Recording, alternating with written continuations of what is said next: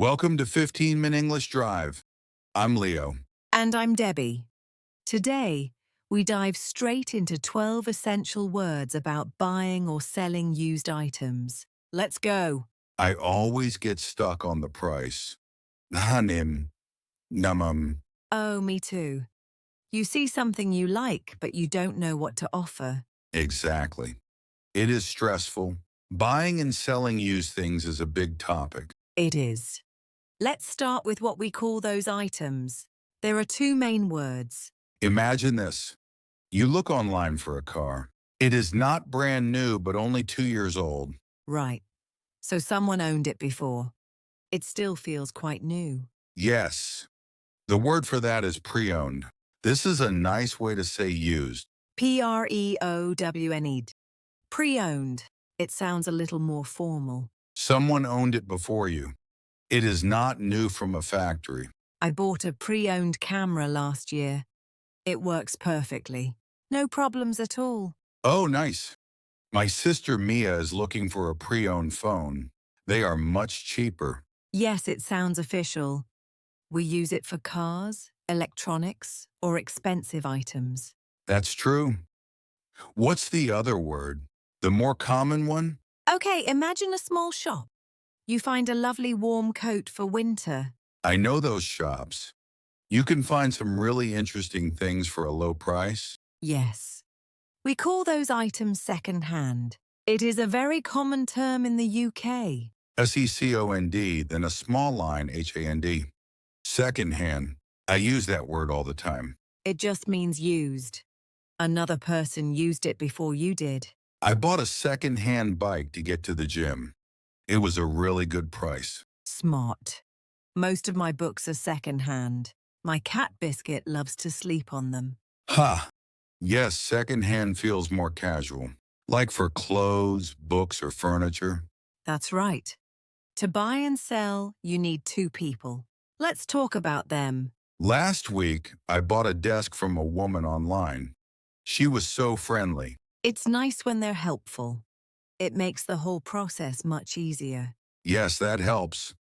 That person with the item is called the seller. S-E-L-L-E-R. Seller? The person who sells something. That makes sense. A seller has the item. They want money for it. I messaged a seller about a plant pot.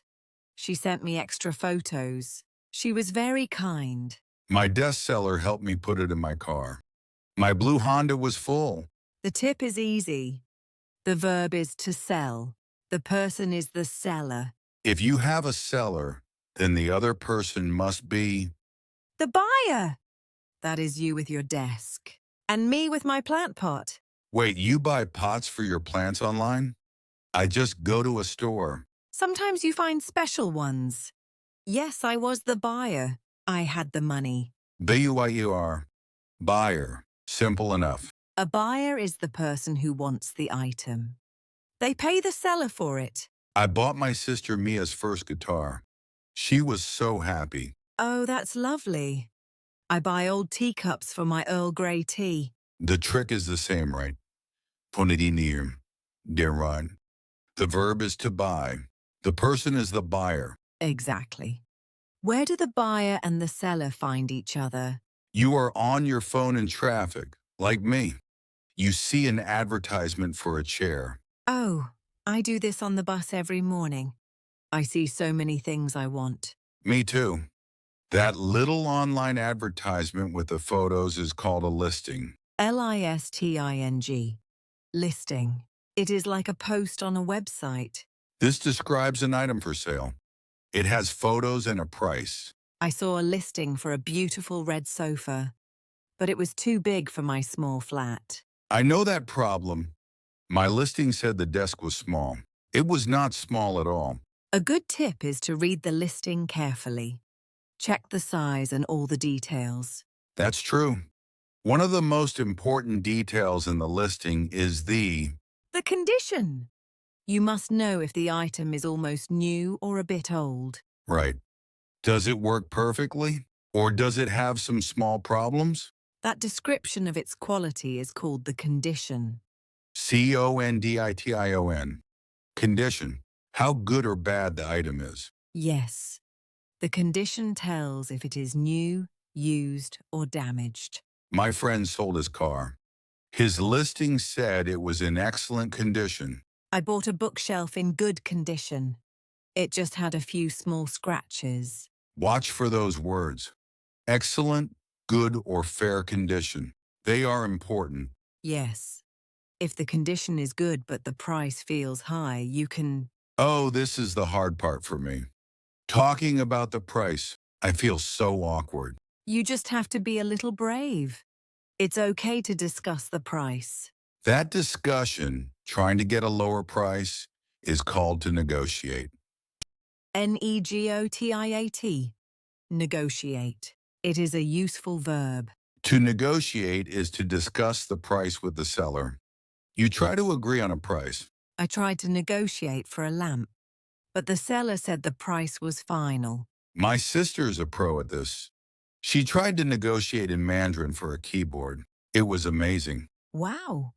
A good tip is to be polite. Always be friendly when you negotiate. That's a great point. If you negotiate well, you might get a bargain! My absolute favorite word. It feels so good to find one. I know, right? It feels like you won, like you discovered a secret. Yes. A good deal for a low price is a bargain. bargain. Bargain. I need more of these in my life. A bargain is an item for a low price. It is cheaper than expected. My gym membership was a bargain. I joined in January and got a special discount. I found a designer handbag for £10 once. It was a real bargain. Wow, £10? People often say, "What a bargain," when they are surprised. That's right. But you can't always get a bargain. Sometimes you just want A fair price. Yes, that's different. It's not super cheap. It's just right. Exactly. It's a price that is good for the buyer and good for the seller. We call that a fair price. Everyone feels happy with the number. FAIR, then PRICE. Fair price. It's a good goal to have. A fair price is a reasonable price. It is not too expensive, and it is not too cheap. I paid £20 for a used chair. I thought that was a fair price. I sold my old TV for a fair price. The buyer was happy, and I was happy. A good tip is to check other listings. Then you will know what a fair price is. Right. You agree on a fair price. What is the next step? For big items like furniture, you usually have to go and get it yourself. My least favorite part. I have to drive through traffic to get a table. That action, going to the seller's house to get the item, is to pick up. PICK space UP. Pick up. It's a two-word verb. To pick up means you go to get something. You take it from the seller. I need to pick up a bookshelf this weekend. I hope it fits in my car. I asked my friend to help me pick up a table. It was too heavy for the bus. Always agree on a time to pick up. Don't just show up at their door. That's good advice. But sometimes, if you're lucky, the seller can... Oh, they can drop it off.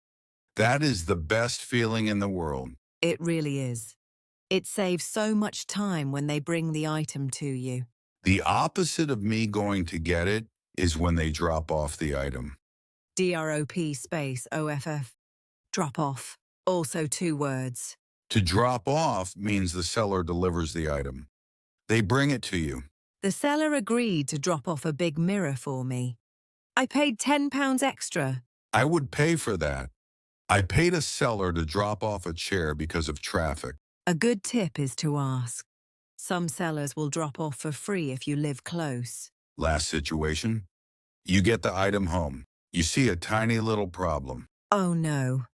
That little scratch on the wood that you didn't see in the photos. Exactly.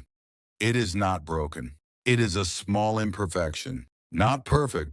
That small problem or imperfection is called a flaw. FLAW. Flaw. It is a short word for a frustrating thing. A flaw is a small mistake or mark. It means the item is not perfect. The desk I bought had a small flaw in the corner.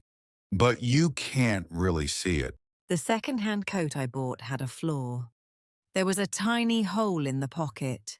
A good seller will always tell you about any flaws. They will put it in the listing. That's right. Honesty is important. Wow, we covered many words. We did it. We covered a lot. I feel much better about negotiating now. Me too.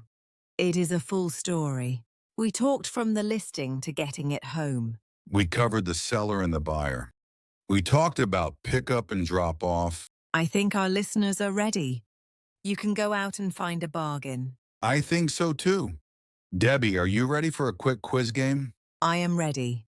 You ask me the first question. I am the person who wants to give you money for an item. Who am I? You are the buyer. That was an easy one. My turn. I thought so. Go on. This is a small problem or imperfection, like a scratch on a table. Oh, I know. That's a flaw. Always check for a flaw. Correct. Your turn to ask me something. What do we call an item that is really, really cheap? A fantastic deal. Oh, that's a bargain. That is my favorite word from today's list. You got it so fast. What about you at home? Did you get it right too? My last question for you. This is when the seller brings the item to you. That is the best thing. It's when they drop it off. Perfect. You know, all this talk makes me want a cup of my Earl Grey tea. That is the end of today's 15-minute English drive. Great work listening all the way through. New episode every day. Subscribe and hit the bell so you never miss one. Keep practicing, and we will see you tomorrow. Safe drive!